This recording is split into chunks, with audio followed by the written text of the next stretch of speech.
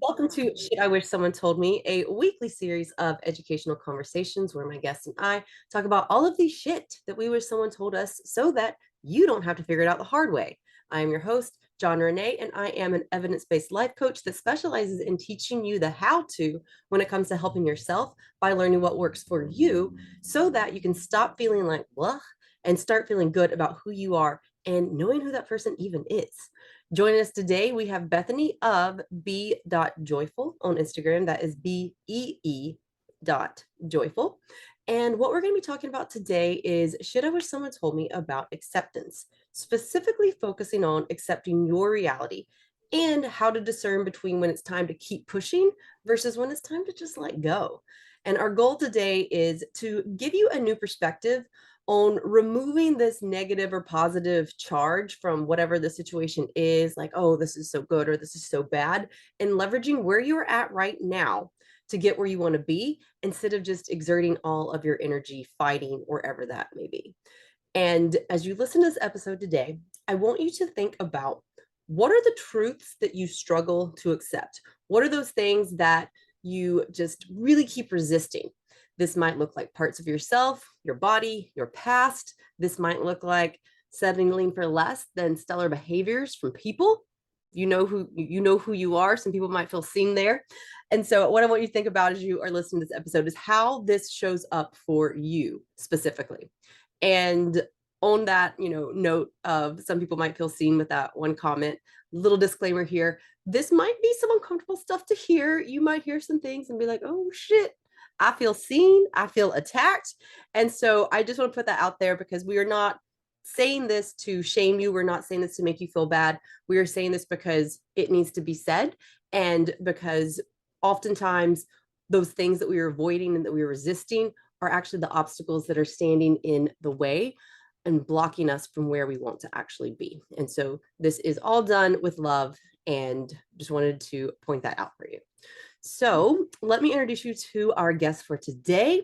Bethany is a nationally certified personal trainer. She's a youth soccer coach and a professional athlete. She's competed with the beach soccer national team for 2 competitions. She's a Reiki healer level 2 and a single mom of 3. I'm tired just reading that. Like, whew. Thank you for being here, especially with all you've got going on. I'm super excited to have this conversation. And is there anything else you'd like to add or mention before we get started? No, not really. I love everything that I do. It might sound like a lot, and it is, but when you love what you do, it's just your passion. So, yeah, I'm very happy with the things that I do have going on, and Yeah, you and in a should be. sense, yeah, and in a sense, I'm accepting my gifts and my talents, and then I'm using them, which gives me a lot to do, though. Yeah, I say so. And so again, I'm excited, especially like with your wealth of knowledge and your well-roundedness, to really dive into this conversation because this was your idea. This was a conversation that you proposed, and I'm grateful for that. And I'm looking forward to talking about it with you. So Me too. let's do it. What is some shit you wish someone told you about accepting your reality? So, um, it's actually so simple once I grasped the concept. Mhm. I wish someone would have told me that we all have different realities. Mm. So we all have our own inner worlds. We all have our own reality and what we think reality looks like and what we have to face day in, day out. So once I understood that concept, that I could kind of separate myself from everybody else around me and understand that everybody is spinning their wheels in their own way and everybody is having to make their own decisions and catch themselves when they fall and change things and accept things, and so it's a daily struggle for everyone, whether it's different than what you're going through or similar.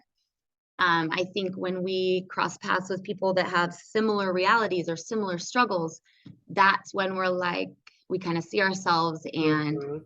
um, and then that's when I feel like it's more easy to start accepting ourselves. But when it's just us and you're able to understand the concept that Each person has their own reality, and nobody is going to understand your reality fully, Right. 100%. They Right. just won't, even if they're your parents, your spouse, your boyfriend, girlfriend, best friend, your child. They're never going to understand your reality 100%, and that's fine, because the only one that needs to understand it is you. And the only one that needs to explain it is you. And the same goes for everyone else. And so if you can understand that the same goes for the person sitting next to you, that you're not responsible for their reality, they're not responsible for your reality, then it kind of gives you the permission to live in your reality and make your own decisions and not worry about, everyone else, and just kind of focus on yourself. And then that way you're able to pour into everybody else. And Yeah. just like a well-rounded circle there. Yeah.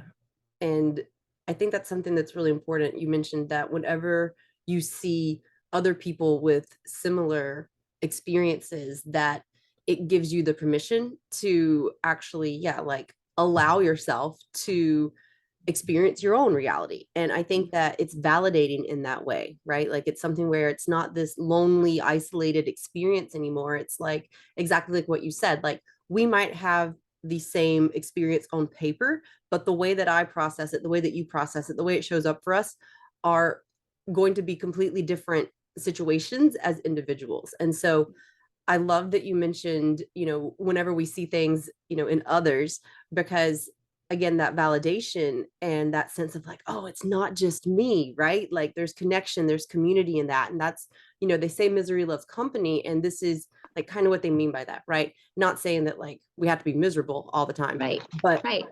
it's something where it makes it less painful when Yeah. we do have someone else to mirror back like, oh hey, like I'm not the only one going through this. And I think that oftentimes is also why we use those experiences to really get invested ourselves, because if we help them solve their problem, right, then inadvertently, like passively, I'm kind of solving my own. And Right. so no, you're not doing your own work, Right. but like it's one of the reasons why I think people do get so invested in like trying to like give their opinions and stuff, because they Yeah. recognize the familiarity in the other person's experience, and they might not be comfortable enough to address their own yet. And so Yeah. it's kind of like a practice run, right? Like it's Yeah. kind of like Yeah. passive, like I'm seeing if this works for them, and if it does, Yeah. maybe I'll try it for me. If it blows up, that's okay because it's not me. Kind I of love that. yeah. That's funny because actually when because I don't drink. I stopped drinking 6 years ago. It's been over 6 years. And when I first stopped Congratulations. drinking, thank you. When I first stopped drinking, I found myself doing that. I found myself Mhm. projecting onto others and being like, oh, well, right away, like this worked for me, so it's gonna work for you. And Mhm. and then also, like you said, I was finding I didn't I caught myself, but I was finding that healing, but it wasn't really healing Right. through being there for others and helping others. And I started like, yeah, I totally caught that.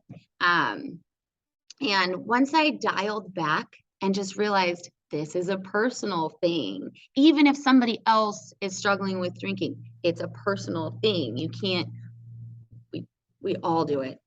And we do it as parents, I think the worst, but we project onto others. Um, and if we can, yeah, just pull that back, dial that back and stay in our own reality, um, then yeah, we won't need to look outside of ourselves so much to heal Yeah. so much. It's within ourselves. Um, so yeah, I was just piggybacking off that. Because I found myself doing that. That was a personal experience. Totally found myself kind of um it's almost like a manipulation or Mhm. something Right. to but it's so subconscious, right? Right. And that's the thing. And it can be embarrassing too to be like, oh, I did that wrong. Right. I i um i started my healing journey incorrectly, right? Mhm. Because we can get down the wrong path. We can start to think you're healing by healing others. And then you get 2 years later, and now there's more layers that you're going to have to uncover. And then getting to those 2 year laters or 2 years later and realizing I did all that wrong. I've been doing all that wrong and I've been adding layers. It's okay. You just have to accept it at that moment, not keep going. Don't let your pride get in the way. Say, I was wrong, and stop right there and Yeah. start right there. And I love that. Yeah, I say a lot of times all my clients are probably like have this tattooed in their brains, but it's all just R&D, right? Like it's all just research and development. And whenever you yes, you had those, like you said, there's this 2 years where you were like, oh shit, like that was wrong. It's a matter of looking at exactly like what you said, like, okay, let's remove that charge. Like it is what it is. Let me feel what I need to feel about it and understand why I feel that way. And at the same time, once I'm at a place with that where I can accept it, then I am empowered with the ability to leverage my experience to get a different result next time, to yeah, do like that. That's the research. And so now I get to develop. And yeah, so, yeah, I think that's a great example of the acceptance piece of that. And um, one of the things that we mean whenever we say acceptance. And so let's talk about like what we mean when we say accepting your reality or accepting your fate. And so um, what I think it means for me, and I want to hear what you have to say, but it's not trying to make a person or a situation or an experience something that it's not, right? It's like kind of like the putting lipstick on a pig like comment, right? It's like it's not trying to pretend like this is a situation that's actually something other than what it really is. yeah, And it's not fighting with yourself, right? um it's something where it's not settling, like we've spoken about. And so I'm excited to hear your thoughts on this. But yeah, it's not settling. It's not saying like, oh well, it is what it is, and just like leaving things up to like, I'm a product of my experience, like these things just happen to me. But it is not fighting the reality that is. And so yeah, that's what I would say I think it means to me. Like, how would you define it for the context of our conversation today? yeah, exactly like that. And then accepting is just seeing the truth.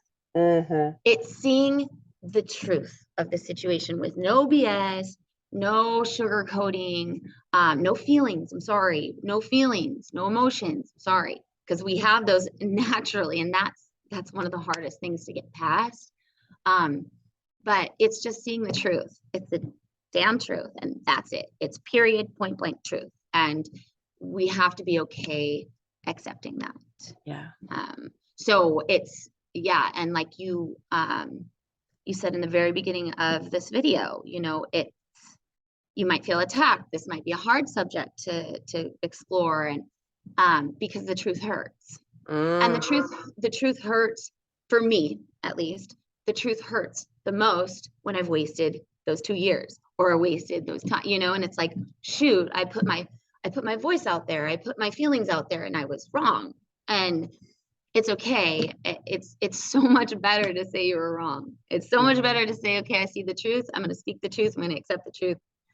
So rather than um, letting your pride take you away. I don't know, but Yeah. so yeah, it's accepting is seeing the truth. So like you said, it's not putting lipstick on a pig. It's not settling. It's not saying, oh, well, I guess this is just me and I'm just going to be in torment the rest of my life. And no, it's just seeing the truth and then being strong enough and brave enough to make the changes.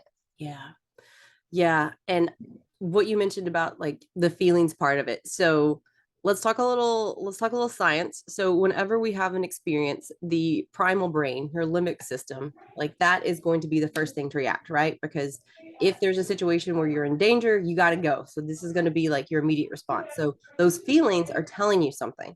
Since we are humans, we have developed the neocortex, like this frontal part of our brains, which enables us to discern between what's happening now in the moment and what was previously true, and also what we want to do with that information for the future, right? Like we have the ability to take all this information and actually process it. And so when we have the feelings, that's like you said, it happens. Like you're going to feel things, and those are messengers. Those are telling you something. So it's important to recognize and identify them instead of blocking them out, whether that be with alcohols, what I used to use, whether that be with some other distraction like drugs or even work. If you just like, pour yourself into work or pour yourself into trying to solve someone else's problems, like we talked about earlier, that's a distraction.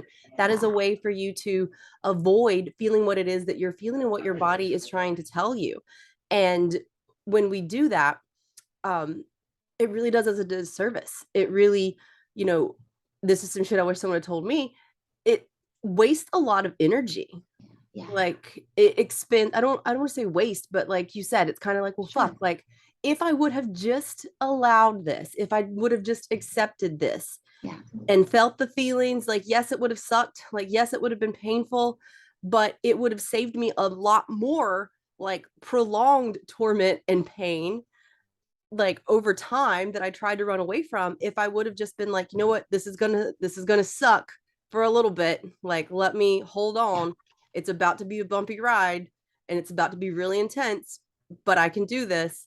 And so yeah, like it's something where when that's some shit I wish someone had told me. Like if you could just deal with the shit for a little bit.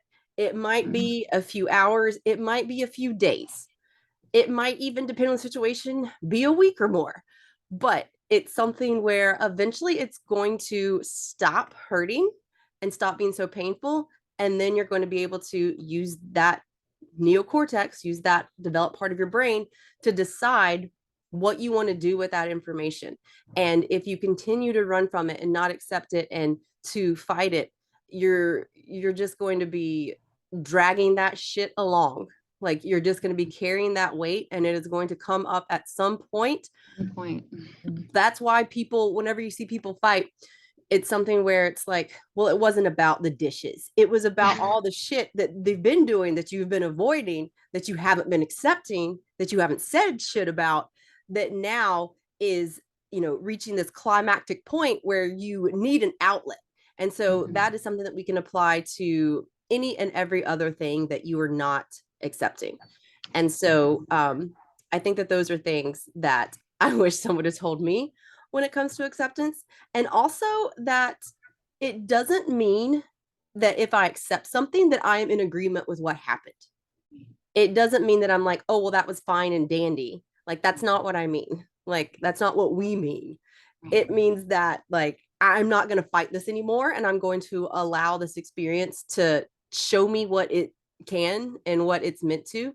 And I'm going to not allow it to get the best of me. I'm going to leverage it for my gain and my benefit, because this is not going to be the end of me. This is not going to be what I allow to, be the thing that I continue to carry on, because it's not, or to carry with me, not carry on. This is not gonna be the thing that I allow to carry, because it's not worth where I am in this position where I'm just, again, like not facing the thing. I'm gonna be fearless instead of fearful. And like you said earlier, take that courage and look that shit in the eye and be like, you're Yeah. not gonna get the best of me. Like Yeah. I see you, and this is what I'm going to do about it, because this is not it. Yeah. And like that courage, bravery, like for anyone listening or for me, for you, like what does that like write down the definition of those words, write down what that means, read it out loud, ask yourself, are you brave? If you go around and you're like, yeah, I'm a brave person, I'm a brave person, are you really? Are you really? Because Right. it's are you a brave person? Do you do things you don't want to do because you know you have to do them? Like that's what it takes. It'll take you to be brave. So write that word down, understand what it means, and then challenge yourself. Especially if you're a competitive person. If you're a competitive person, oh, it's game over. Write down what that word means, understand what that word means, and then ask yourself, am I really? Because if you're not and you're competitive, then you will become brave. Even if you're not competitive, because you got to challenge yourself. So I do right now. I challenge anyone who's listening to go define that word, write it down, ask yourself, are you truly brave? Yeah. And then start there, I start love there, it. and then you know, and then try it out, but I did want to also say that it's kind of different with, because you mentioned like whether it's your, oh, I'm sorry, the lights went out, whether it's your body or image, or it's a relationship that you're accepting, or it's a situation, or whatever it is, it's kind of different. It can look different in each situation, but the same thing all across the board is that bravery um, and the truth, and finding the truth. Yeah. So, uh, and then I'm sorry, but one more thing too, No, because I that's why we're loved having a conversation. I loved everything you said, and Thank so I you. was making notes actually. Um, so when we go through like these traumatic, okay, so fear, right? Oh Okay. man, that's another another topic. Yeah. When we, Got a lot I of think episodes on that one. I think for a lot of us, when we don't want to accept, there's many reasons. It can be you don't want to lose that relationship, or you're not ready to lose that relationship, or you're scared, right? The fear is usually the thing. Or you're worried, even if it's not about, I'm scared of losing the relationship. Say you want to get out of the relationship and you can't. And you're scared that you're not going to get through it alone. Um, know this, know that if you're guided through, everybody goes through traumatic experiences. It's actually okay. You don't want to go looking for them, but Right. if you're too scared to make a decision that might send you through an emotionally traumatic place, just know that you can, when you go through trauma, if you're guided through trauma and you understand what's going on, so you do it with an accountability partner, you do it with a therapist or something, and you go through those, knowing what's going on, you're going to get out of it okay. You're going to be different because you're going to be stronger, and you're going to be in a better place, but Yes. you're going to be Resilient. okay. Yeah, you're going to go through that trauma, but you'll be okay. Now, if you go through that trauma just blind, head down, not knowing what's going on, that will hurt you. That will hurt you. So the fear, yes, but make a plan and you'll be okay at the end. One thing, our brains change when we go through trauma. So it can change either way, right? You can go through that traumatic experience and you can be, yeah, you can come out worse and you are, whatever, scathed, hurt. Um, or you can go through that traumatic experience, the same one, just as hard, just as hurtful, but with some help and with some guidance and with some support, and you will come out unscathed, Yeah. brave, proud of yourself. Oh my gosh. And then the other people, it doesn't even really matter, but those people, those words, those things, the negative things you say about yourself, they'll all go away. It'll all go away, and you've gotten away from it and you're a better person, but you need that support and that help through the trauma. So don't be scared of traumatic experiences if you have the proper support and understanding. Thank you for sharing that. Yes. So your brain changes, and thank you for pointing that out. Like whenever we go through trauma, and exactly like you're building the neural pathways of like, okay, I can do this again. I'm building resilience, or like you said, like I'm going through it with my blinders on, and like I'm not learning from this experience. There was someone that I was in conversation with a few months ago, and they were like, yeah, adversity makes people better, adversity makes people stronger. And I'm like, does it, or is it what people do with that adversity? Because Right. two people can, like you said, have the same experience. One person can distract, numb, and tune out, and like you said, like come out more traumatized. Another person could get the support systems, learn how to self-regulate, face what's going on, and learn how to navigate that situation in a better way with like more effective coping techniques, and they're going to build resilience. And so what does that do? That tells the, exactly like what you said, that tells your brain, that tells the brain two different things. One person is like, okay, we can do this, I'm stronger, I can make it. The other person is like, this fucked me up, I can't Yeah. do it, I'm going to avoid it again. And that's how we like get in that cycle. And so I love that you brought that up, because I think that that is something that is so important. And you reminded me, I have a client that was like, does it She was like, I kind of like these experiences because I feel like it gives me an opportunity to learn more about myself. And so while they suck, like, yeah, I kind of feel what was the verbiage she used? She was essentially saying like a masochist. She's like, it sucks. And at the same time, I kind of like it. And so I was just like, she is very emotionally intelligent. And Well, so that's it right there. yeah, Yeah. she is like very emotionally intelligent. And so what she said, that I was just kind of like, well, I mean, you're right. But I think that and I share that is because I think that is, and I share it because it's a testament to exactly like what you said about this. Her brain's changed, right? She Yeah. has done things with it. I've seen her. I've coached her. Like we work together. I know she's done shit. She didn't used to always be like that. Yeah. She used to have panic attacks. She used to Right. like, yeah, like deregulated nervous system. And so, yeah, it was really cool whenever she shared that information, which was like a while, like over a year ago. But yeah, it was cool. And so I think that is an example of exactly like what you said. Like it really is something where, when we don't accept our realities, it is this exhausting, draining, like this negative experience. It can actually put us, at more traumatization and like a detriment. Yeah. And it really, I feel, damages your sense of self and sabotages your goals because, not only are you now not trusting yourself to make the right decisions, so it damages your inner trust, that damages your self-esteem and your self-confidence, which, Mhm. here we go, like dominoes, right? Like I'm now going to not only doubt my ability to, you know, navigate this situation, but I'm also going to start to, question my judgment when it comes to like basic things like Yeah. should I or should I not continue in this relationship?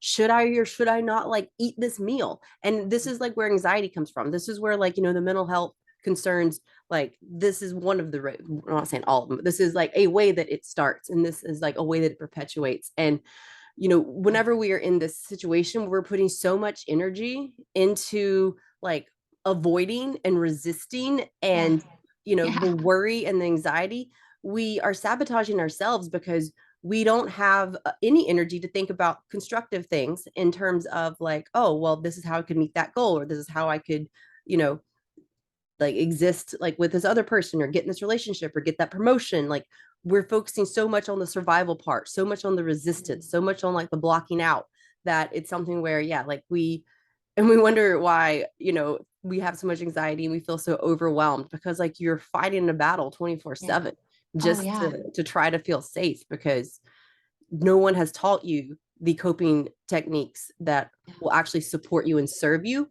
in this acceptance and this allowance of, what the reality actually is.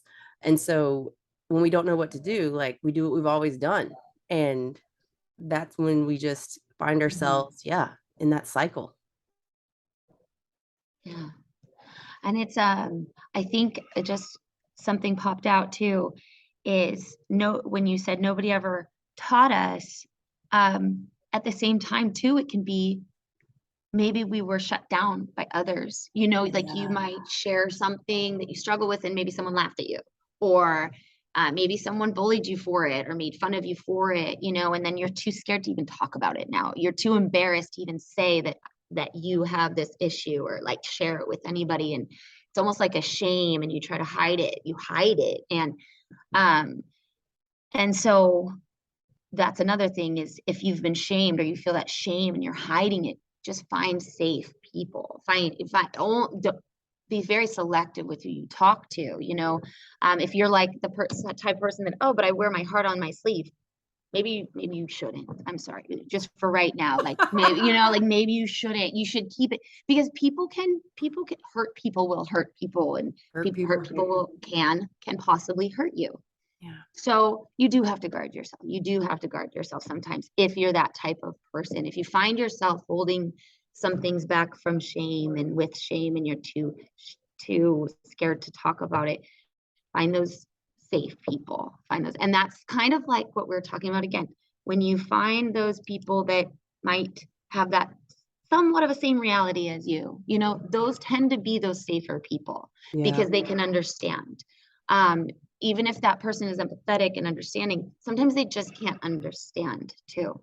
And so just, be careful who you speak to and talk to about things too. And if you feel that shame, then find those safe people. Yeah. I also made a couple notes. I wanted to give you a shout out, Jonna, for your client to be able to watch her kind of transform like a butterfly even, because that is what it is. And it's so, okay, I'm going to get ahead of myself. So to watch her transform like that, you had to keep her in that place, that mental space, that safe mental space that no, we're not going to stay here. Yeah. And because it is really hard to change into that butterfly. So I just wanted to say, for you, that is a testament to you as a coach as well. So that's amazing, Thank because to you. get I your received client that. and then watch your clients do that, it's just like it's so amazing. I And it's remember where I was standing when she sent me the text message that was like, I just had a situation that a year ago, it was similar to a situation I had a year ago that sent me to a panic attack. And I was able to use the things that you've taught me. Yeah, I have chills Yeah, I because was gonna say I'm start it's crying. Yeah. yeah, no, And that's then because that's what it's all later, like about. months later after that, she was like, I think I like this kind of stuff. And I was like, I mean, that's funny. But like But that is what it is. It's like yeah. because it's the repetitiveness. It's and I know this 100. It's teaching that subconscious. Yep. It's knowing your subconscious and diving into that subconscious and then retraining the subconscious to like those things, Yeah. because that subconscious, yeah, it hurts, right? Working out hurts, doing things to grow hurts. It's uncomfortable, but if you shy away from it, you'll never know. You'll never know. You'll never have that moment that we just shared 30 seconds ago, that, oh my God, I'm going to cry. Oh my God, I have chills. You'll never get that. And I'm getting chills again, because you'll never get that if you give up too soon. Yeah. So keeping your client going, and then realizing it almost is like it takes it can take 5-10 tries to realize how it's serving you well, Yeah. and you just can't give up. So again, that means she trusted you, and that's amazing. So good job on your part and good job on her part. And Thank you. that Yeah, good is job what on her it's part. that, yeah, that is what it's all about. So and like you said, again, sabotaging your own goals, it's you're giving up on yourself. And um if you have kids or anyone like that, you can think about how you would talk to them sometimes. Yeah. Sometimes it's how you would talk to others, and then that's sometimes how you find I should be talking to myself like that too. Yeah. Yeah. Yeah. So you mentioned like if you don't get uncomfortable, then you'll never know. And so one like we okay, sciencey time. So we as humans were made to avoid discomfort because back in the day, if we felt uncomfortable, I mean, we were probably going to die, right? Like, Right. so what has happened is we created all these comforts, we have all these securities, and it's something where our current, like, our baseline has raised. Like the baseline has been, the bar has been heightened or the bar's been raised. And so it's a situation where what was or what's comfortable today is not going to be comfortable tomorrow because they're Yeah. going to create like a new thing, a new doodad, a new gadget that's going to be like more comfortable. And so, like, okay, let's take AC for example. We used to be okay, not having AC. You know why? Because we fucking had to be.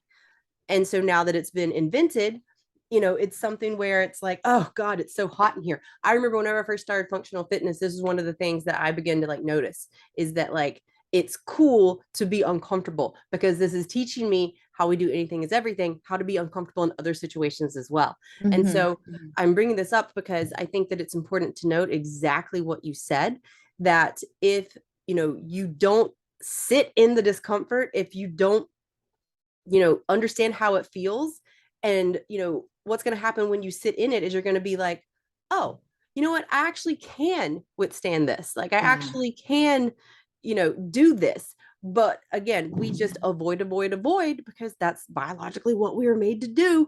It's Hmm. just that our comfort level has raised so drastically that any sign of like dis-ease, like any sign of discomfort, we are totally like appalled at.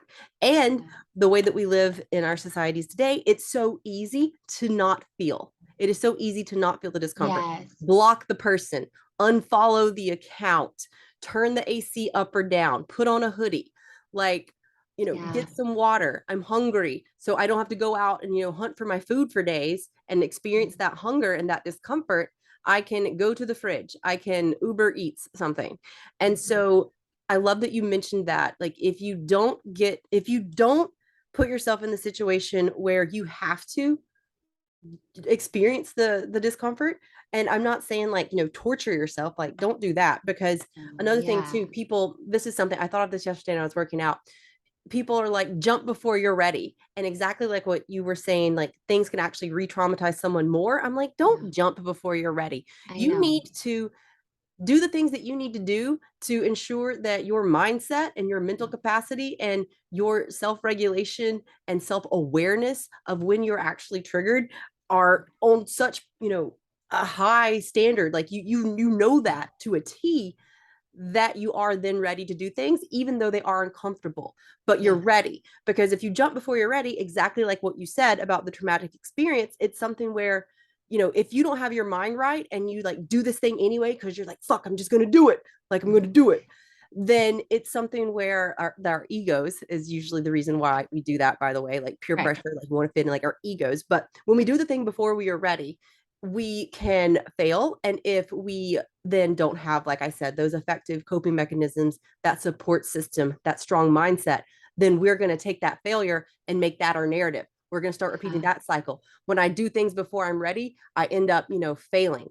But if you have that mindset that's like, hey, failure's possible. If that happens, this is what I'm going to do. I'm uncomfortable.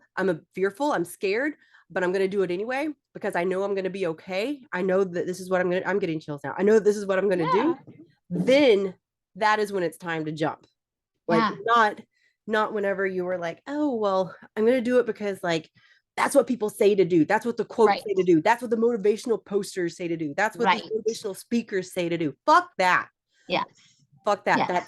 That's what they say, but also like we don't know what they're doing behind the scenes. We don't know what their Totally. mindset looks like. And so Hmm. don't like preach something without like telling the whole story, right? Like Yeah. don't just tell people the end result. Tell them how you Yeah. got there. And so I Yeah. think that that's exactly like what we're talking about when we are having this conversation about accepting our realities. Yeah. Oh my gosh. And it's so true. Like okay, quotes, they're amazing. They're great. They can be interpreted so many different ways Mhm. though. And like you said, yeah, without the backstory or an explanation, someone can apply it like how you and I can say, just accept it. And then people are like, okay, so I gotta settle. Like they might Right. it just it you, so yes, you have to explain, and so absolutely not settling. Um, so yeah, I think that it's just that discernment or finding someone, a coach that like yourself that you trust. Like Yeah. someone that you trust that can help you navigate through Yeah. that as well. Yeah. Um, Exactly. and and then I think another thing, you said when you started functional training, did Mhm. you say that that's kind of when you learned like getting uncomfortable is actually it's helpful? Is Absolutely. that what you said? Yeah. Yes, So absolutely. so it's the mind and body are different, but they work so well together. And some things, people come into the gym and they think, okay, I just want to get thin, I just want to lose some weight, right? And then they realize at some point they're like, I don't even care what I look like, I feel great. Exactly. Exactly. Yes. I know. And so I know you and I are very similar in like kind of what we do, and then different too. Um, so, but I know with you, we've spoken and it's like, how do we get people to, and I know this is like your thing, like, how do you get people um, to crave the mindset work, Mm. to want that mindset work, and not just the physical, and so, um, it comes. That's why. Like, Yeah. it comes, and we have to show them. And for anyone listening too, just know that, like, it does start in the mind. It does start with what you eat. And it does start with the working out and in the gym, but it all stems from that mind. Yeah. So this is a good actually topic to kind of to understand why we do both, why it's both, and why, like, we don't want people to steer away too much from the mindset work, Right. because it does go hand in hand. Yeah. Yeah. I thank you for pointing that out. And I like to think and say that movement is the quickest way to show your body that you're in control, right? Like it's a way to, show your body like, hey, like I'm doing this, like we can, it's a lot harder to talk ourselves into a situation if I'm just sitting there like telling myself like, this affirmation or this quote, or I'm telling myself this thing versus if I actually just get up and do it and don't think about it, right? Yeah, Because yeah, taking it back to what I was saying about our bodies, being built for the comfort being, something, or comfort being something we should seek, discomfort being something we can avoid. They have done tests that show that, even when you feel like and you're like, oh, I can't go any further, your body can go way further. right, And so it's something where exactly like this is why that mindset piece is so important. This is why movement is the quickest way to show your body that you are in control, whether that be taking some breaths. Breath work is great for regulating your nervous system. That's, can be yoga. For me, that's functional fitness. yeah, You play soccer. Like, there are different ways. It looks different for everyone. And I have never, and I will never say that functional fitness is the gospel. It is not. However, I do think that movement is an integral part of one's overall wellness.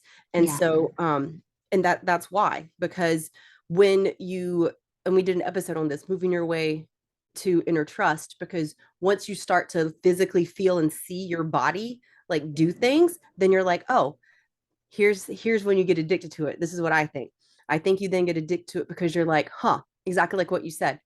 I don't really give a shit like how I look anymore, because for so long I have this photo, or I had this image of what I wanted to look like. And when I came back to North Carolina and went to my parents' house, like there was still that little photo up there. I never looked like her. And now I look different. Like I look, I mean, dare I say better, but it was something where for so long I was trying to like look like this person. And once I found the movement, exactly like what you said, I was like, fuck that. Like, I don't care what I look like. How much faster can I go? How much yeah, more weight can I yes, lift? Like, yeah, the power of curiosity is what is really the catalyst. Once you are able to grasp that and get that, it's kind of like getting your mojo back, right? yeah, It's yeah, something that translates, not just to, how much more weight can I lift in the gym, but it's like, how much better of a person could I be in this I know, relationship? yeah, How much, more could I impact my community? How hmm, much more could I do at work? And it becomes this thing that really starts to snowball in yeah, like the direction that is, really a lot of forward momentum instead of that, like, oh, like getting stuck in the same like routine and rut. And so for me, that is what I think is the key in helping people get addicted to, if you will, that mindset of, yeah, growth. And like what my client said, like I kind of like this, like, yeah, it sucks, but you're gonna be okay. Like yeah, you know what to do, you yeah, know who to reach out to, like you yeah, know how to self-help yourself. Like that yeah, is what I teach, and that is, yeah, what she got, and that is what she does. And so it's a really cool thing when, yeah, you're able to see your clients like coach themselves, like, yeah, yeah, yes, yes, and you're we like, can yeah, apply that to fitness too, right? Like it's cool for me to be able to, and that's why I'm a coach, right? I let's take it to fitness because we can all relate to that. And it's more concrete than like I taught you how to, not have a panic attack. And yeah, so whenever I'm teaching someone how to, let's say, do a muscle up, right? Like I can see what you're doing wrong and I can tell you, and I can tell you what to try, like R&D, like maybe this cue will work, maybe that cue won't. Oh, that one sucked. Let's try this other one. Oh, yeah, okay, that one was way better. Different things for different people. yeah, And when you then are able to do it yourself, that is when you start to get curious about your potential. Yeah, When you yes. when you get up on top of the bar and you're like, oh shit, I can do it. I know you can do it. Yeah, yeah, But what matters is that you know that you can do it and that you actually trust yourself enough to do it. So yeah, that when you start to do the thing, then you don't need me anymore. Right? yeah, Like yeah. you can go on and do that for yourself. And that is exactly what happens when I am coaching in the capacity I'm coaching now, where I help people learn how to self-regulate and help themselves. And I think that that's a really great way to explain it because yeah, we all like want to run faster, squat more, like that kind of stuff. I mean, Hmm. not all of us, but like a lot of us. Hmm. It's more tangible to say I want to run a 7 minute mile than it is to say like I want to not have panic attacks anymore. Yeah, yeah, yeah. So I think that that power of curiosity is what really supports in helping people want Mm. to continue to do the work because like I said, it's Yeah, something like when exactly like you said, when you get the chills, when you get the goosebumps, whenever you're like, oh shit, like I can do this, like this is yeah, crazy, like you want to do it again. You're like, well, what else yeah, can I do? Like if I did yeah. that, if I did this thing, like, if I'm a better friend to my best friend, like could I be a better girlfriend? If I'm a better girlfriend, could I be a better Yes, daughter? And like, yeah, what does that look like? We start to translate those skills, like what worked in one situation, research and development. Let me see if that works over here too. And so yeah, I think that that yeah, for me is how you get addicted to and start to really want to maintain that momentum and to keep that going, like get into that desire to yeah, have the strong mindset. yeah. And I also, so as you were talking too, um, some movements popped up in my head that Mm-hmm, like, because you were saying muscle ups and mm-hmm, um, for me, holds. So mm-hmm, calisthenics and holds. So like plank holds, those, mm-hmm, that's where for me, I found so much growth. And so with my clients as well, the ones that need it more, mm-hmm. like, and I'm not talking physically, the ones that need it more mentally too. It's almost like when you're holding that plank and it becomes so hard, and we normally we rely on our strong bodies, right? And then sometimes our minds get left behind, and that's when we get in our ruts. And so we focus on our bodies, and but when you're planking, your body is shaking. It feels horrible, right? You're like, oh It's gosh, uncomfortable. yeah, you're like, it's uncomfortable, and you're holding, but your mind, the only thing that's going to keep you there, well, your body can, but your mind can kick in and be like, no, no, Bethany, you can do this. Jonna, you can do this. We can do this. Okay, now tuck your tail forward, tighten up your core a little bit more. Okay, widen your feet if you have to, I guess, hold on. Like, so keep breathing, make sure you're finding time for your breath. Your mind is coaching you. Like you said, first you were, then your client's mind is now. Your mind is coaching you. You get through that minute plank or that 2 minute plank and say that's the longest you've gone. Now your body is relying on your mind to get you through it. Yes. And so that transfers time, maybe they might, clients or me or anyone might not get that the first couple times, but time after time after time, the subconscious is getting it, subconscious is understanding it. Your mind, you start to trust your mind. You start to trust that you can get through those really hard things because Yes. like you said, tangible, physical is tangible. Yeah. So that's that really hard thing, that physical thing that you got through, but your mind actually got you through it, Yeah. or your coach, but your mind. So Coach is combining just that telling you, yeah, body. I think it's the mind. I mean, interrupt, but yeah, I'm like, I think, yeah, it's your mind because while I'm there, I'm not doing it. I'm I just know. telling you, Yeah. I'm guiding you. Yeah. So But yeah, you're giving those cues yes, though that their mind would give them, right? So whether they can do it on their own or at first or not, either way, like you help them. But once we are able to allow our minds to kick in and guide us, it's yeah, that's it. And so combining that physical with the mind work and struggle and strain is a beautiful thing. So yeah, I love that example. The holds, that's a genius example because yeah, like you're literally like planking in the discomfort. yeah, And yeah, like that's the R&D. Whenever you were saying like, okay, like let me focus on my breath, let me move my feet, does that make it better? Yeah, that's the research. And Yeah. then whenever you're like, oh, this does work, then you can develop, next time when my feet are wider, let's say, then that works better for me. But then you also know that if it doesn't work, oh, like the next time or like 3 times from now, let me try to move them back in because the feet do something. The feet have something, like you said, like let me make the core tighter. Like let me try these things that I know will give me, some sort of outcome that comes from the self-discovery, right? That comes Yeah. from this is what works for me. And let me like it, then it's quicker. I can rinse and repeat. So I'm no longer like standing in a plank or holding a plank, excuse me, like what do I do? It's like, Yeah. okay, I remember Yeah. last time, exactly like what you said, like my subconscious has been being reprogrammed, those neural pathways. And so I'm like, I remember last time that this worked. Let me try that this time. So yeah, I think that's a great Hmm. example. Yeah. I love that. Who knows? I'm So just making a note. Go go ahead. for it. So why do you think we have such a hard time accepting our realities?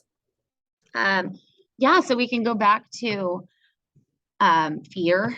I Yeah. think I think that, or I believe just from experience and talking to people, and again, just my personal experience and my reality, fear, I think, is Mhm. like the number one first thing, because it's Right. like, well, no, I don't want to do that, and Right. then if you think past that, you're like, okay, let's see if I could do it. Let's try to muster up that courage. And then it's like pride. Then your Mm, pride, you can be like, no, because it could be, I don't want that one person to know that I'm sorry, or yeah. to know that I'm wrong, Or to and it's know just that that they hurt one, me. yeah, or know that they hurt me. Yeah. Yeah. So, it could be the pride thing, or just that, um, oh man, and the pride, it's unfortunate because I feel like too that can stem from, um, from your foundational years, like when you Yeah. were a baby, how you were raised, and that's hard. But you can it can be a thing that was put on you by your parents or your siblings at very early years, to where you don't even catch it too. Yeah. You don't even know, because that might not be anyone in your immediate life that you are prideful around, Yeah. or that you feel you need to keep safe from. But it might just be, again, that subconscious, somewhere far deep rooted. So Yep. check yourself too. If you're like, I'm not prideful, I don't have anybody that, I'm in competition with, or anyone that I'm embarrassed. Well, just check yourself. Be like, Right. well, are you sure? Like, and there's ways, you can peel that onion back, and it has to sometimes go very deep. But just even if you say, I'm not prideful, just ask yourself, just stop real quick and be like, am I though? Maybe. Because pride doesn't have to be a bad thing Yeah. either. It can be a very good, proud. The word pride, you have pride and you have proud.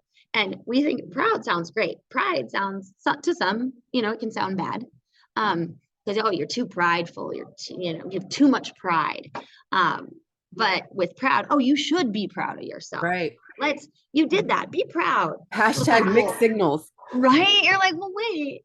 So, yeah, you can be a proud person for yourself, and it's a good thing. And you can also be very prideful and too prideful, or you can regulate and have them even and be somewhere in the middle, and that's perfect. But um, so yeah, just so I didn't want to skip past pride too quick, because I found things in myself where I'm like, I totally am not. But there were little things that were about me, that I Mhm. was holding on to certain pride, or that cognitive dissonance, it's just not wanting to change and not being willing to.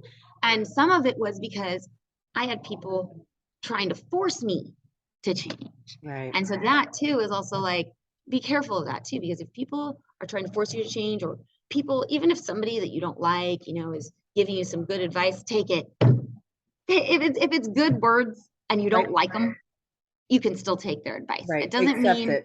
you accept it. It doesn't mean that they're better. It's, who cares? Really, who Yeah. cares? Yeah. So Don't shoot yourself in the foot just because, yeah, you don't like the messenger. yeah, yeah. So that could be even a sense of pride. You're like, oh, I'm not prideful with this person. So, or, but just be careful then. Maybe Yeah. you hold a little pride with, or barrier, with some people and you're like, I don't know what it is, but just check yourself, don't be too quick to say I'm not prideful. Yeah. So yeah, I think fear and pride, and maybe just not understanding, Mhm. not having the tools, and not believing in themselves, right? Not thinking that they're capable of doing it or worth it. Oh my gosh, so many things. Yeah. Yeah. For me, I feel, and you hit on it. So to circle back to that, when you mentioned that, it's part of our identities oftentimes, right? Like we Mm, have this notion of yeah. who we are.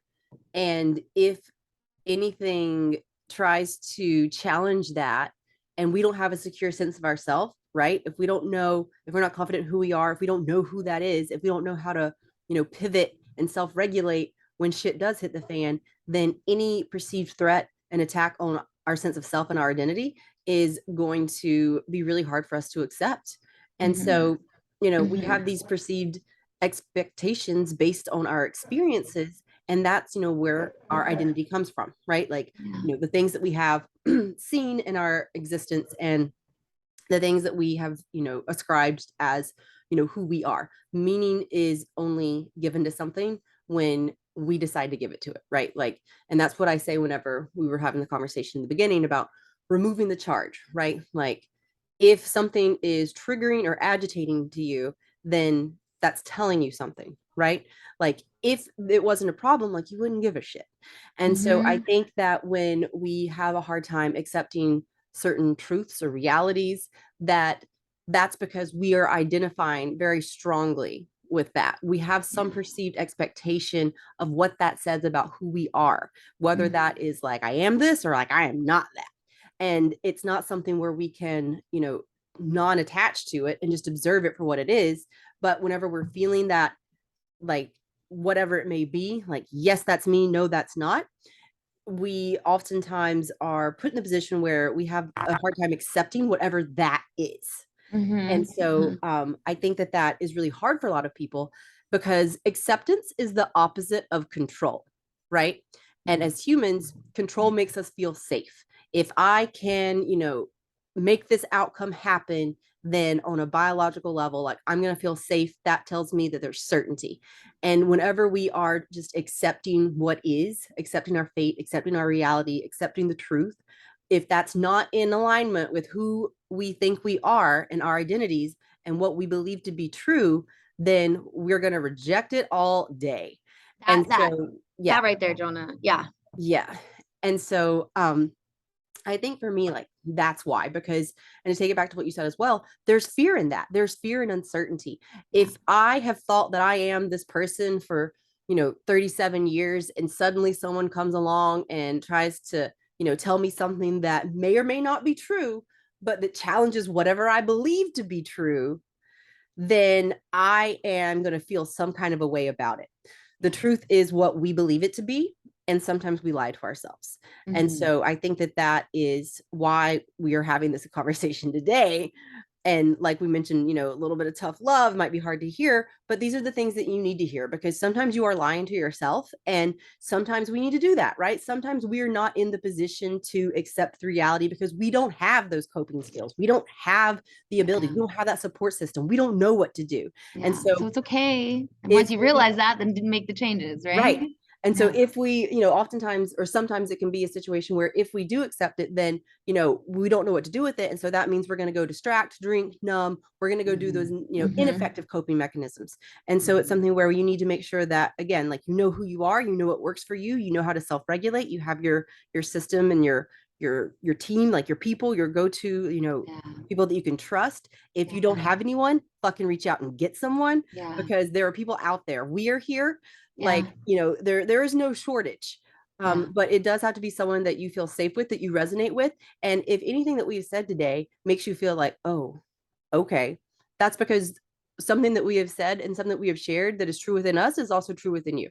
And Yeah. so I say that to validate that, like, you're not alone, and No, that I yeah. know it's scary, and Yeah. to let you know that I know that this is hard, and that accepting your reality is something that can be challenging because it is uncomfortable and we're not used to that. We're not used to discomfort. We're used to setting the thermostats where we want it. We're used to Mhm. having food delivered and, nice and cleaned and like ordered, like, perfectly prepared with our condiments. And I think another reason that we have such a hard time accepting our realities is because sometimes we think that if we punish ourselves enough, that we will have earned something better or that we will be deserving of change. And so Mhm. if we resist whatever the reality is, right? Like if we go through that torment that we talked about earlier, if we prolong the inevitable, then it's something where we'll be like, well, I earned it. Well, like I've been through a lot, right? Right, We can use our right, victimhood as like a badge of honor. Like, well, look at what right, I've done. Like, here's my proof. And it's like, yeah, you didn't right, have to do that. You didn't right. have to be alone and suffer and make this harder on yourself for so long. Yeah, yeah. Like you Well, didn't and have to I do that. even if they didn't have to do it, I believe that it's there's no yes, you can deserve some empathy, at Right, times, right. but the whining, the yeah, that's gotta go. Like it's like we were talking about it, like just certain I was talking about it with one of the other trainers, just certain excuses, certain things that, clients will give us or they just don't matter to us. We're not gonna accept certain excuses or you have to kind of I guess what I'm trying to say is take a second to give yourself some tough love too, Mm-hmm. because empathy is good.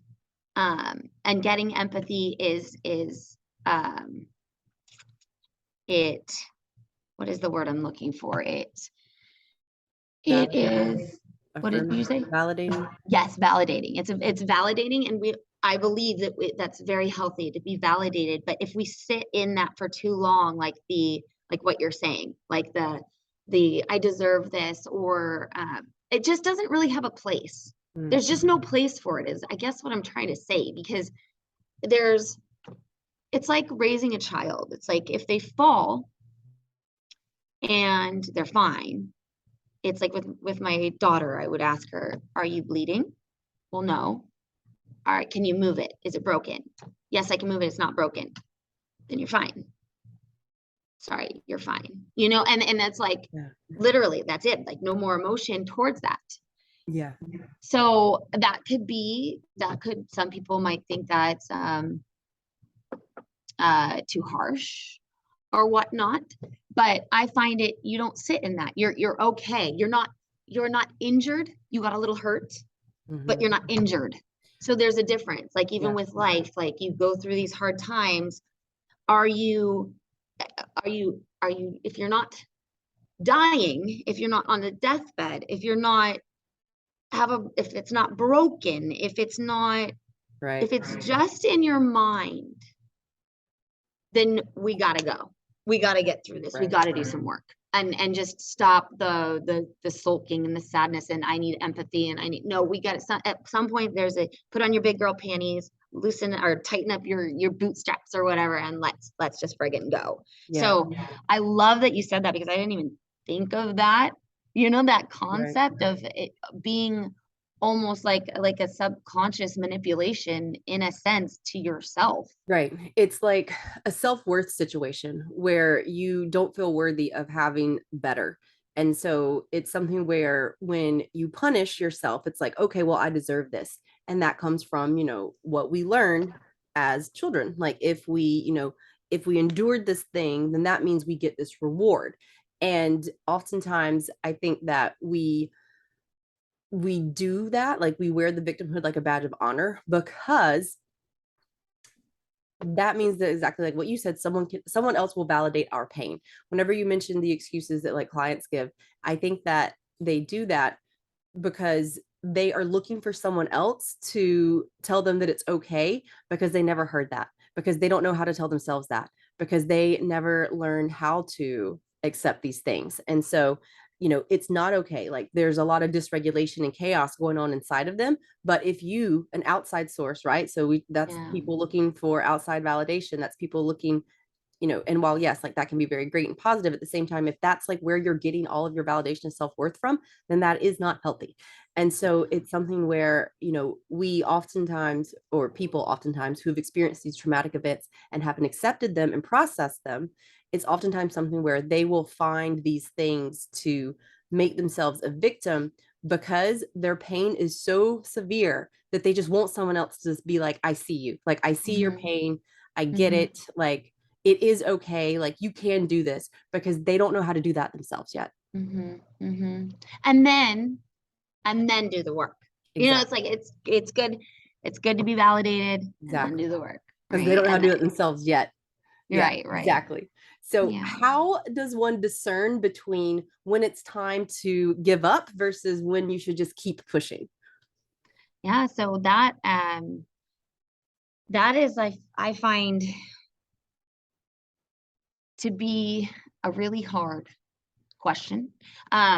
Because I found myself there plenty of times. And so my example would be, I guess, I'll use an example from my life. So with beach soccer in 2019, I got a call and an email to be a part of the first ever U.S. national beach soccer team. Whoop, whoop. Um, and I had just had a baby. I was 4 months postpartum, and they asked, are you guys ready? And I said yes, because I had been training. I was training before that up until 8 months pregnant, doing deadlifts, everything. So it was easy to get right back into it. So 4 months postpartum, I was ready to go. And so we went out there, I went out and trained. Everything was so, so hard about this for me. It was so hard to, I got my passport, and my passport was expired. So I had to expedite it and pay extra money that I didn't have at that time. So extra money to expedite it. And then I ended up leaving my newborn while he's 4 months old for 10 days, which I was totally fine with. His dad was with him, our daughter, I was fine with it, but that was hard in itself. He had just, oh my gosh, he had just got his shots, his normal shots and routine shots. And so he was a little under the weather when I was leaving, so I'm leaving our Yeah. sick baby with the dad. And so there were like all these little things that were not big deals. Right. But it was stressful, right? Little stresses. And I kept pushing, kept pushing. And I'm like, at a certain point, I'm like, do I just call it a day? Like, do I not try to spend this money that I don't have and do this and that? And I thought, no, because this is an opportunity that you don't always get. So do I just accept that, everything's against me and not go? And maybe I'm supposed to be staying home with my family, or do I push and make it there and go? So that was like, at that time, I thought, well, the only thing I know is push and go. Make it to where, make sure everything's okay. Everything's okay. Cool. Well, let's go. So, and push. And that was kind of my problem. I didn't know when to stop pushing. Yeah. Okay? Um, so I pushed and went, and it was great. But for what? It was for me to have a second chance at my passion, at playing at a professional level. I had been injured multiple times at a young age. After a scholarship, I never played again. So anyways, for me, it was a second chance. Mm-hmm. That is a little bit selfish, but not fully. So I continued to play. I ended up having another baby, but staying connected. I stayed connected to this national team and stayed connected. And I put my foot out there and put myself out there and kept staying connected and kept kind of pushing and going outside of my comfort zone and kept training. And I'm not the best. So I have to train, and I'm very good, but I'm not the best. So, taking time away from my kids to go train, that was, a decision that I had to make, not getting enough sleep to go train at 6 a.m. and then go train my clients and come home and try to nap for, that was pushing and pushing and a little bit selfish. And so after all said and done, okay, fast forward, that was 2019, we're in 2022, all of that. So for those 3 years, the last 3 years, I've been pushing and pushing and pushing for this one thing. And still pushing and pushing and pushing for all my other things, my kids, my relationships, so, everything looked great at that time. But when I'm looking back, something you and I have learned, well, I learned it from Xander, from High Impact Coaching. I don't know if you learned it there, if you already knew, but the EFF, the effort, focus, and faith. Mm-hmm. I realized if you don't put 100% effort, 100% focus, and 100% faith into that one thing that you're trying to do, or at least designate that time where you can put 100% into it. I wasn't doing that anywhere in my life. Mm-hmm. Nowhere in my life was I doing anything extremely well. Right. I was everything was like mediocre, trying to keep up because I was doing way too many things and I was trying to aspire for this second chance, and I wasn't looking for it. It landed at my lap. So with all that said, I feel like I should have pushed less.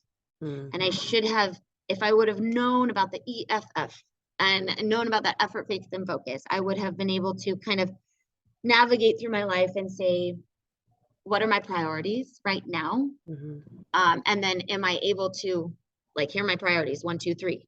Okay, that's my one. So am I able to put 100% of effort, faith, and focus into this thing? Mm-hmm. That's my priority. And if I'm not able to do it at all times, am I able to designate the time to do this so that I can put 100% into it, which, would be my family.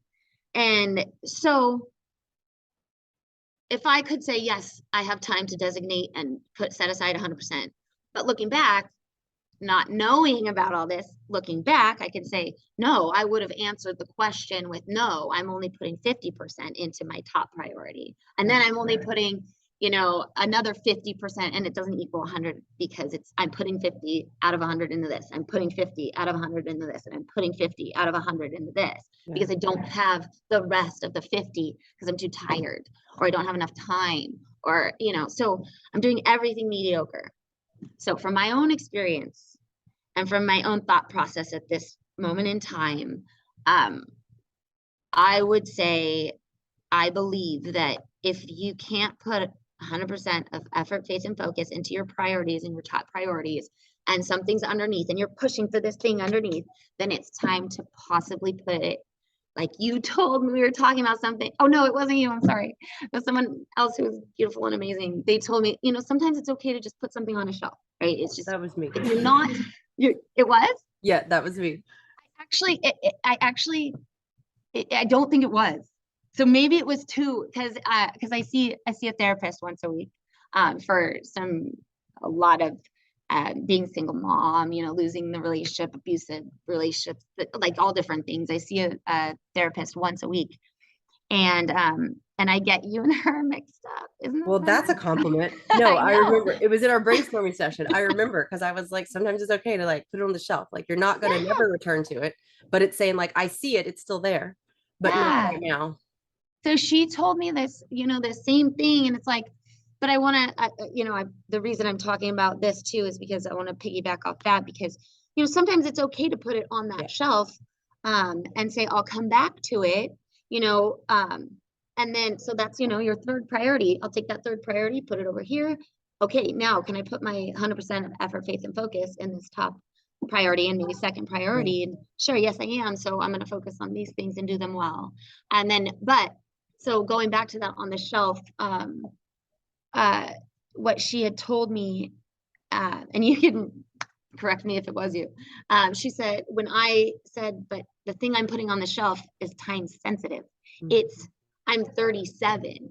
I need time to train, right? If I don't train, then I lose my training. I lose my muscle. I lose my endurance, my power, my everything to be able to make it to that. So I can't really put it on the shelf because I'm going to be 38, then 39, and I'm losing my training. So it's like, so when something's time sensitive, then you have to consider that as well. Yeah. And if it's time sensitive, then maybe you can reorder your priorities, maybe not. Yeah. But I think the main thing is ordering those priorities, and then seeing if you can put that 100% of that effort, faith, and focus, or 100% of your effort into that, and not take away from, whether it's your kids, a spouse, something that's a priority, right? Yeah. Because everyone's priorities are different. So Yeah. whatever your priority is. Yeah. Thank you for sharing that and for sharing your story. And yeah, I think that that's an important example of, yeah, like understanding like when to push. And like you said earlier, like, hindsight is 2020 is essentially like what we were saying. Like looking back, it's like, oh, like I feel like I should have maybe pushed less, or I wished I would have pushed less. Like it's all just R&D. And I Yeah. think for me, like how does one discern between, time to push and time to let go is if you are putting yourself out, if it is, like you said, like causing you more harm than good to Yeah. try to push, then it's something where like it might be time to let go.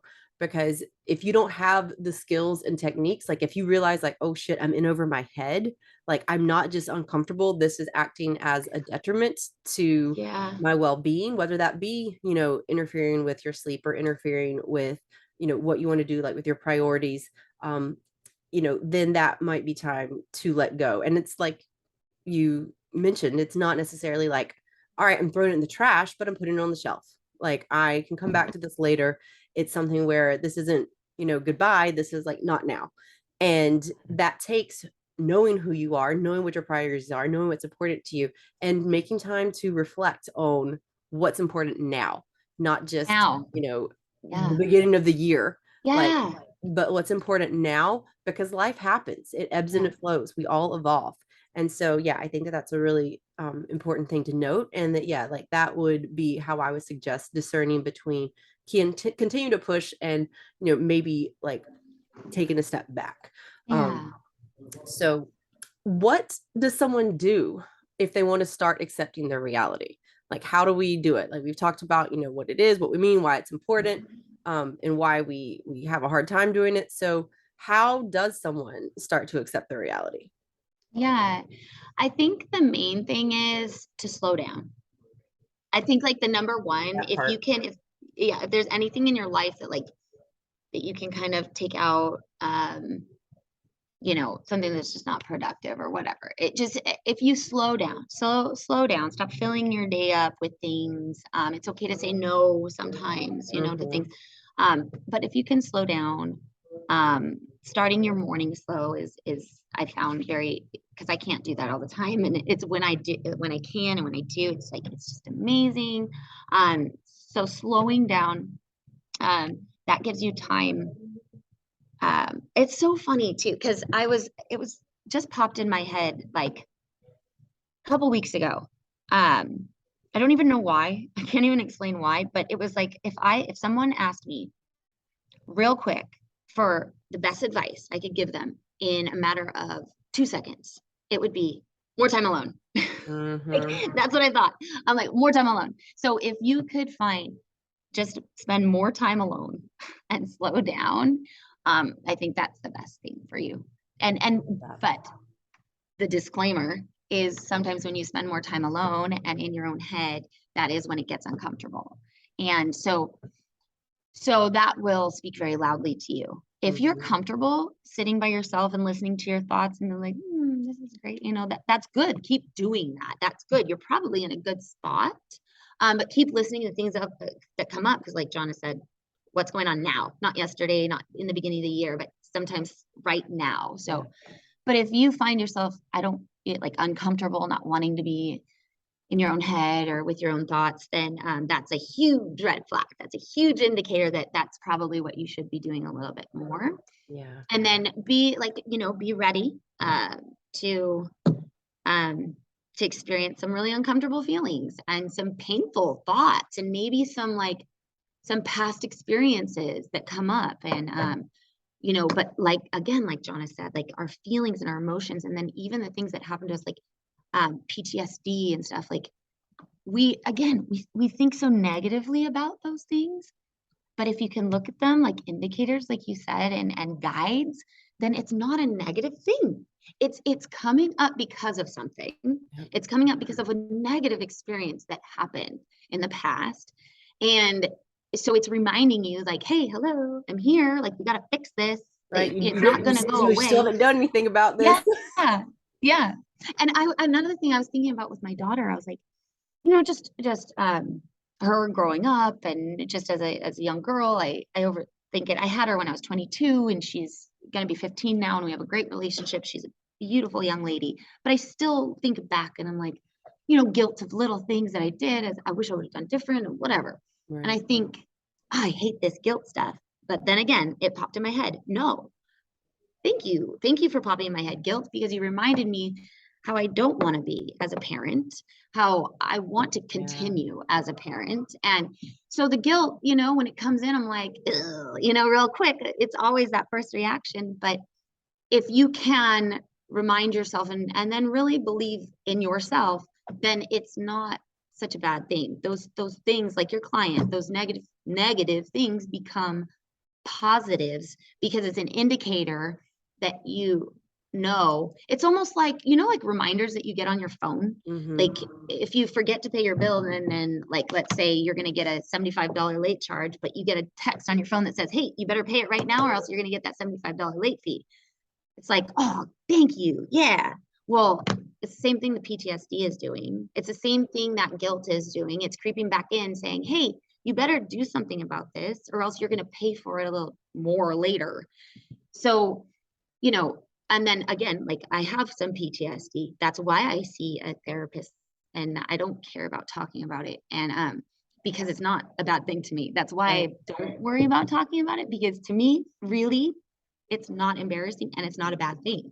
Right. For me, it's like, heck yeah, okay, I know what I need to do and I'm going to get through it. And Yeah. then I get to be, have more capacity to do more. I don't even know, my potential is going to be through the roof and so is yours and so is the person next to me, but only if you believe it is. And so Right. if you can accept those negative reminders as positives because you believe in yourself though. So kind of what that says is if that's scary, then yeah, like you said too, Jonna, you don't know yourself and you need to get to know yourself a little bit more. And the way to do that is spend time alone. Yeah. I love all of that. Thank you for sharing. Yeah, slow down 1000% because I mean, we are in a society that glorifies, productivity and busyness. And so I think slowing down is very important and being alone. We did a whole ass episode on that, episode 50, which was really great. You should definitely listen to it. Anyone, everyone, if you have not yet, where we talk about exactly that, like being alone, why it's important, and the fact that it can be uncomfortable. We talk about that too. And then yeah, like your feelings being like guides, um, and looking at them not for like, understanding like, yes, like this is a feeling, like I see you, like, hey, what you got to tell me today, kind of a thing. And then leveraging that Yeah, like to your benefit, like yeah, not allowing it to be what controls you. And so yeah, I think that's all great advice for anyone who's looking to start accepting the realities. And to add to that, I would say, first and foremost, um, and this comes with the slowing down part, the slowing down will enable you to become aware of what you are resisting and why. The yeah, why is a bonus, like that's an important part. But if you were just looking to start, just becoming aware of where you are resisting. And that's why we asked you that at the beginning of this conversation, is to consider, where that might be so that you now have that awareness, hopefully, after you've listened to our conversation today, so yeah, that you can start to consider, oh, well, this is a place that I'm resisting. That might not be the only place, but now you at least know, like, okay, I can start here, or I can start at that other place. Maybe you realized a couple, whatever feels safest to you. And then, yeah, once you know where that is, that you're feeling the resistance, like where it's hard for you to accept reality, you can start to get curious as to why. Like, is that a part of your identity? Is that something that, is really indicative of how you define yourself? Like, what is the reason that you're resisting this? Is it because, what would it mean if that like weren't true, right? Like Mhm. if you are having a hard time accepting realities, then like what would it mean if you did accept it? Mhm. I think Yeah. another thing is um, knowing when it is safe to accept your reality, Mhm. because we talked about that a lot. Like you said, it's going to be uncomfortable if you're not used to it. And so it's important to know how to recognize when you are becoming agitated or getting triggered, and then knowing what to do about it. And that comes from knowing who you are and knowing how to self regulate. I think that one of the practices that we've spoken about, obviously, practice of acceptance, not settling, but accepting. And also another way to look at that is like allowing, just allowing, what is to be and not trying to make it something that it's not. You can look into a practice of non-attachment, which is different from detachment. Detachment is when you distract, you numb, you throw up the walls, you're like, I ain't looking at that. Non-attachment is when you're like, I see that and it's uncomfortable and I can recognize that. And at the same time, not going to let that get the best of me. And then, of Yeah. course, like reach out and get support, whether that be to a therapist, a coach, a trusted family member. Oftentimes, I'm going to be honest though, your family and your friends probably don't have the tools that are needed if this is something Yeah. that you're not comfortable doing. So you probably will need to speak to a professional, but it can be very validating just to know that you have the support of a loved one or a trusted family and friend, because oftentimes that support can give you the courage and can help you find the courage within yourself to actually reach out and get that support, because sometimes that can be scary to trust a stranger essentially to like, here's my life, like here's my vulnerability. And so I love that you shared that you have a therapist, because I think that more and more people are becoming familiar with it, and it's becoming more of, there's something that's looked at as like, oh, that is good.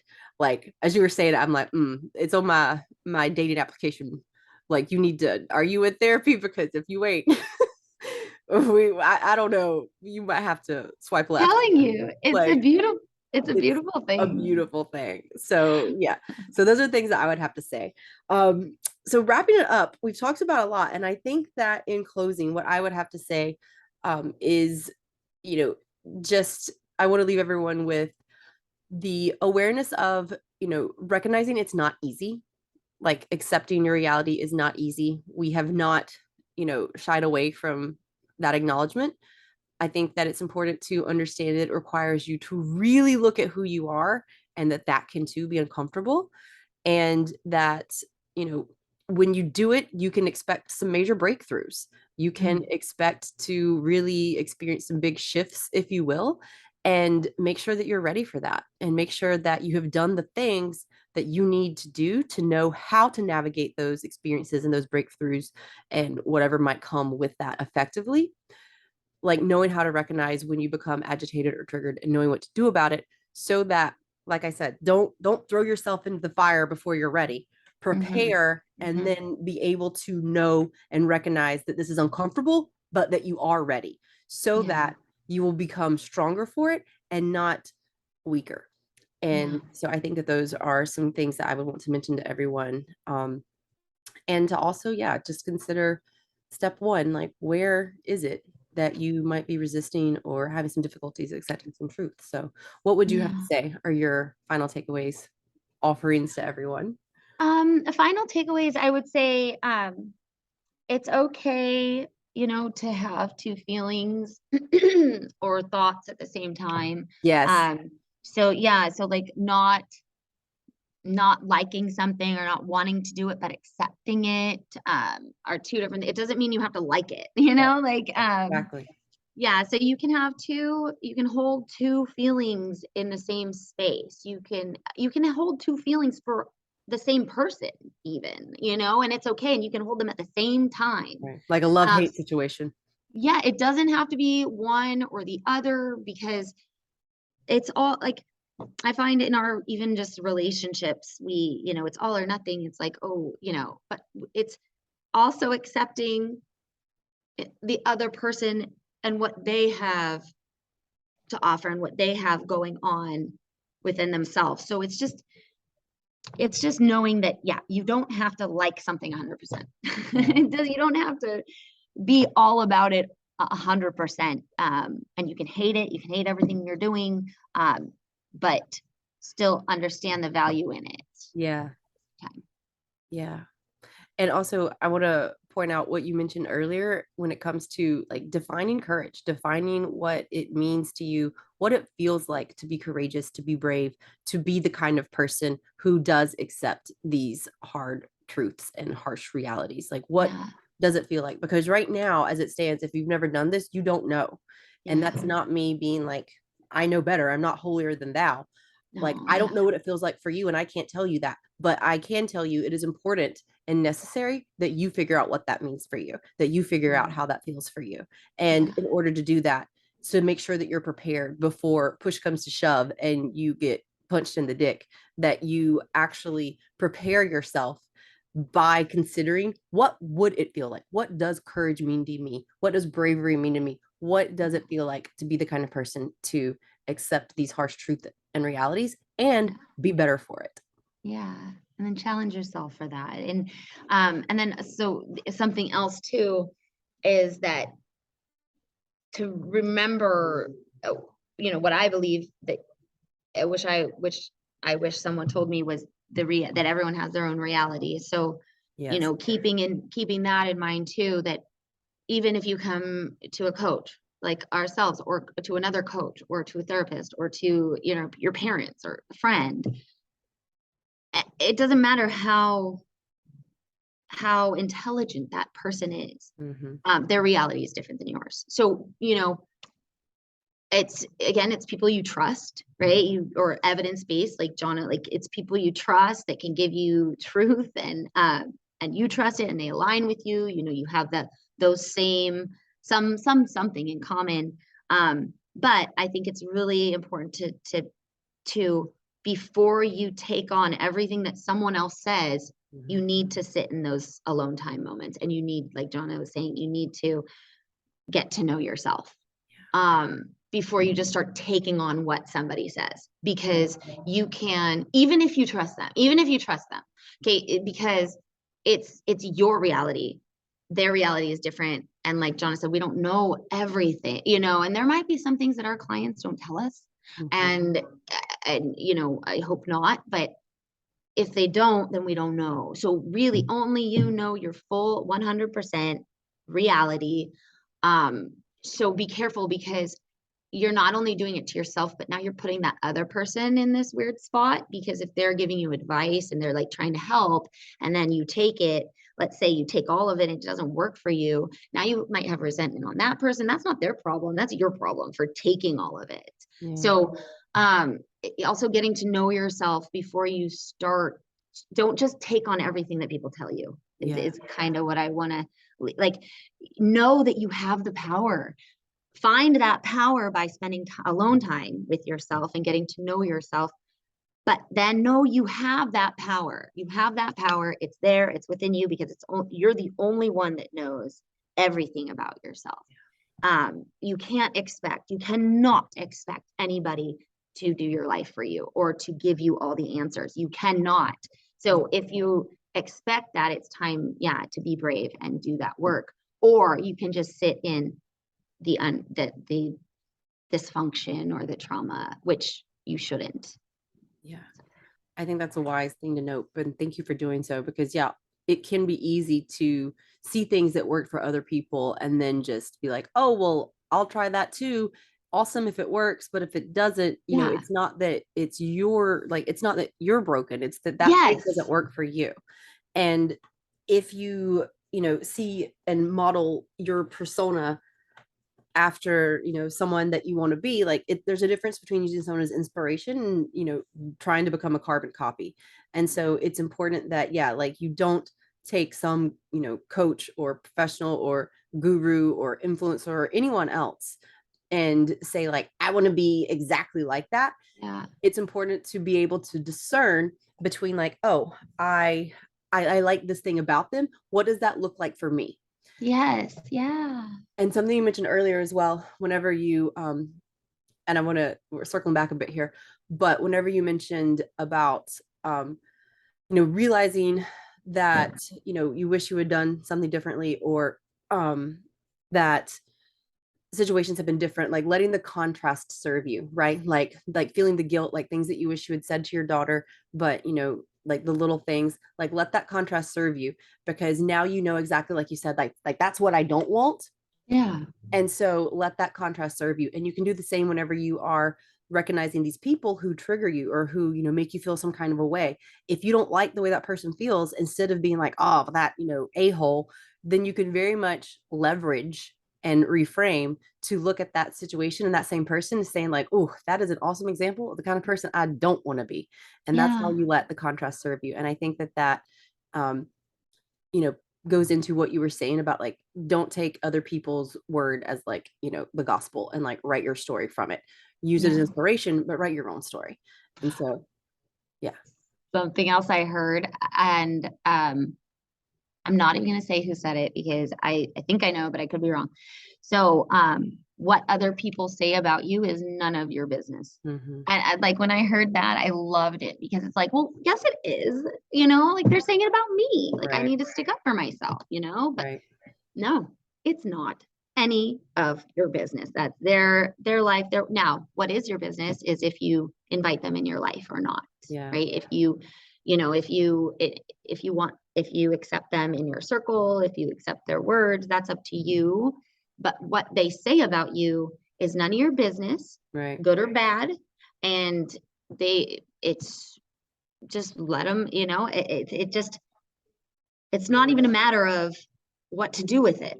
It's literally none of your business. Like it's their business, and your business is saying, I don't want that type of person in my life then, Yeah. and that's your business, and you have a right and you have the power and you have the strength and the bravery to do that Yeah. with love and empathy. Sorry, my light.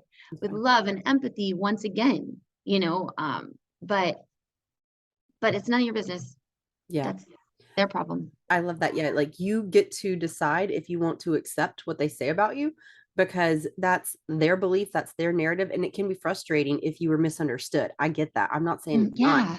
but I'm saying Yeah. like, if you know who, when, not even if, when you know who you are, it doesn't matter what other people say about you, because you Mhm. know the truth. Can it be annoying? Absolutely. Oh yeah, And yeah. can it be upsetting to be, misunderstood? Like, yes, that goes back to our need for love and belonging, one of our primal needs, Maslow's hierarchy of needs. Like, yeah, we want to be understood. We want to be seen, known, and heard. And at the same time, if you are being who you are and someone else misunderstands you, like, granted, if it's a lot of people, maybe we need to reassess some things, like if that's the general consensus. But if it's like one person, then yeah, you can choose to make it your business, or you can accept what they say, because you know the truth about you. And that's what matters at the end of the day, Mhm. because no matter what they think, you still know who you are, and that is your priority. And so, Yeah. yeah, Because your reality is different than theirs, our and reality your is different from story, your theirs. narrative is different than theirs. The narration in the background Yep. is different than Yep. theirs. It's a different ball game. It's a different world. It's different. It's Yeah. different. We're all walking the same world. I saw something. I actually posted it on my Instagram. I want to see if it's still up there. Um, but it said something. It said that people that we all may share the same language, but it's the people that share the same feelings that understand each other, and Yeah. that's not word for word. um but it's that we're all walking this earth. We some of us share the same language. Some of us share the same body language, but we share the same earth and same space. But we don't all share that same reality. We don't all share those same feelings. Yeah. So it's okay to know that that other person has no idea what your reality looks like. Yeah. You just don't, unless you already told them everything. But um, so that should help, I think, with some acceptance of yourself as well, because nobody had to go through what you had to go through, or nobody's made the mistakes that you've made, or nobody's triumphed the way you've triumphed. And everything is like it's like a friggin' maze and spider web. Like there are so many things that create something. So it's Yeah. it's nobody's place to put you down. It's nobody's place to laugh at you. It's nobody's place to talk behind your back. And if they do, that's okay. Because something else I believe in and I've seen over and over and over is that the truth comes out. So Mm-hmm. the truth comes out for them, for you, for everybody. So don't worry about others because they're in their own reality and other people see, whatever, if they're going to hurt you or anything like that. Other people see it too. So yeah, just wanted to say that. Well, thank you for that. All right. Well, good stuff. So where can they find you? What do you have going on? Yeah, so I live in California. And I actually rent space out of a gym called Self Made Training Facility in Rancho Santa Margarita. So I do my personal training there. But I also train on the beach. I train on the beach and in the gym. And like I said, I'm coaching soccer. So I coach a 2007 girls team, club girls team. So if any of y'all have some kids out here. But yeah, you can find me on Instagram, b.joyful. And you can DM me. I'm very easy to get a hold of and a very simple person. So yeah, just let me know whatever you, even if you guys like, even if anybody wants to just chat or anything, that's fine too.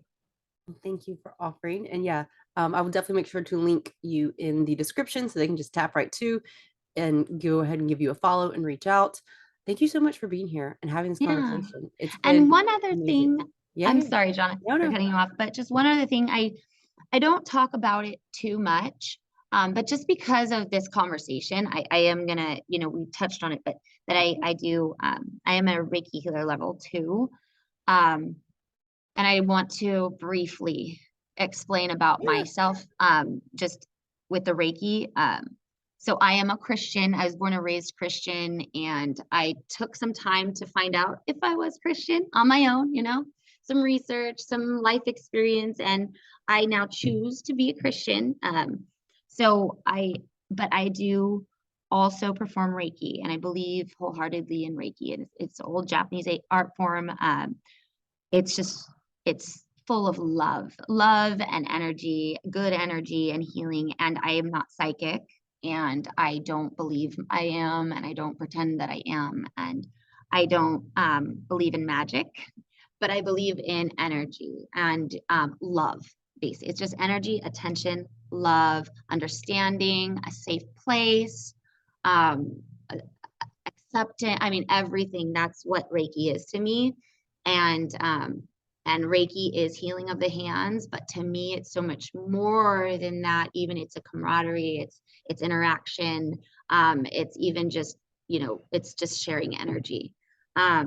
So I did want to leave that here because of the conversation that we had and how it does meditation and Reiki and stuff like that are so helpful in these kinds of situations. And and it should be a very safe place. And with Reiki, if you're interested in it, just know that it can go in different levels too, maybe some things that you don't know about. So just do your research if it's something that you're interested in. But I did want to leave that there. Thank you. Is that something you do in person or can you do that online just in case anyone who is listening or watching is interested? Yeah, you can do it distant Reiki, so you can do it online. And I guess it would be online. And then it's actually not through a phone or over Zoom, but Mhm. you do set the time aside, and Mhm. so it's distant or it can be in person. Okay, cool. Well, Yeah. yeah, I will make sure to, again, put you into the description so people can just tap to you and reach out. Thank you so much, Donna, for having me. Thank you for being here. I have enjoyed this conversation and I'm excited for this week because, as you know, so today is Monday. Um, you might be listening to this episode beyond Monday, but if you were listening to it when it drops, then it's going to be on August 15th. And so that means that on Wednesday, you can find some questions relating to your experience with accepting reality in the stories or in my stories, excuse me, over on Instagram at Hey John Renee. So definitely do make sure that you check those out because we also have an opportunity for you to ask us any and all questions, as well as share some shit that you or someone told you about accepting your reality so that we can share that information and you can help someone else out as well. Because on Friday, we go live for the after party where we recap this episode and talk about what you had to say in the poll results based on your experience with accepting your reality, and also answer those questions that you have, and we get to know Bethany a little bit better as well with some rapid fire questions. And so that's going to be this Friday, August 19th at 2 p.m. Eastern at 11 a.m. Pacific. And one request, if this episode helped you whatsoever, then I invite you to think of someone in your life that would benefit from this conversation, and please do share it with them so that they too can learn some shit that we wish someone told us about the art of acceptance and accepting those realities that we might not be so comfortable accepting. So that is it from us. Thank you so much for listening to being here with us. Excited to see what you have to say this week in the polls and then talk to you in the live. And until then, we'll see you on the screen. Bye.